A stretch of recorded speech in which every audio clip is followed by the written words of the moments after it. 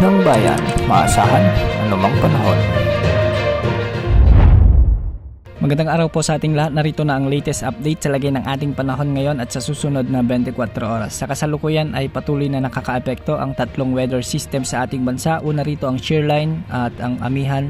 Nakakaapekto naman ang Intertropical Convergence Zone sa may Mindanao. Dahil nga sa shear line, mapapansin na magiging maulap ang mga kalangitan na may mga kalat-kalat na pagulan at pagkidlat pagkulog ang mararanasan sa bahagi ng mainland Cagayan sa may Isabela at Apayao. Pinag-iingat natin ang ating mga kababayan dyan, lalo na yung ilang araw ng inuulan dahil posible ang mga biglang pagbaha at pagguho ng lupa kung may mga umiiral na katamtaman at minsan ay malalakas na pag-ulan. Kung mapapansin natin ay ilang araw nang nakakaapekto o hindi lang ilang araw kundi ilang linggo nang nakakaapekto ang shear line sa malaking bahagi ng eastern sections ng ating bansa.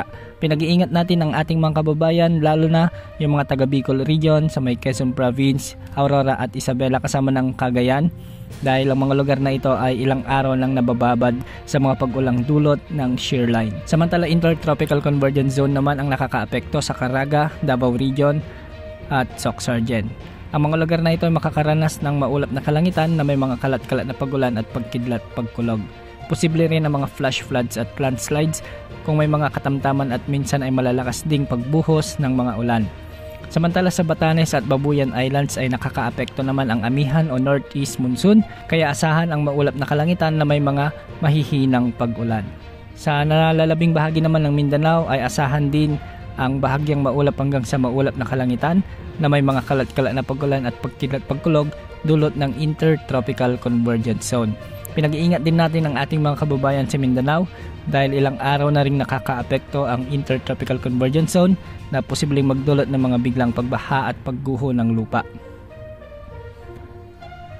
Sa Metro Manila at nalalabing bahagi ng ating bansa ay localized thunderstorms ang makakaapekto, kaya asahan ang bahagyang maulap hanggang sa maulap na kalangitan na may mga isolated rain showers and thunderstorms. Ngayong araw nga hanggang bukas ng hapon ay asahan ang mga heavy to intense rains o katumbas ng 100 to 200 mm na pagulan sa may Quezon Province at Camarines Norte. Dulot ito ng umiiral na shear line. Samantalang sa Aurora at Camarines Sur ay posible naman ang mga katamtaman hanggang sa malalakas na pagulan mula ngayong araw hanggang bukas ng hapon. Samantala bukas naman ng hapon hanggang sa hapon ng Huwebes ay posible pa rin ang mga malalakas hanggang sa matitinding pag-ulan sa bahagi ng Quezon Province at posible rin ang mga katamtaman hanggang sa malalakas na pag-ulan sa bahagi ng Isabela, Aurora at Camarines Norte. Dulot pa rin ito ng umiiral na shear line. Samantala sa ngayon ay wala pa naman tayong namomonitor na LPA na posibleng pumasok sa ating area of responsibility at posibleng maging bagyo sa mga susunod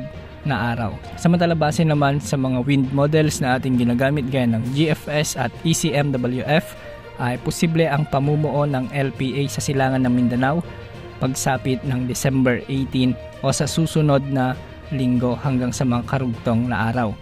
Base sa nakikita natin ay posible itong lumakas bilang bagyo at hindi rin inaalis ang posibilidad na lumapit ito sa Eastern Mindanao o di kaya naman ay sa Eastern Visayas. Patuloy na mag-monitor sa updates ukol sa mga potensyal na sama ng panahon na ito. Yan ang update sa lagay ng panahon. Ito po ang weather update ng bayan, maasahan anumang panahon.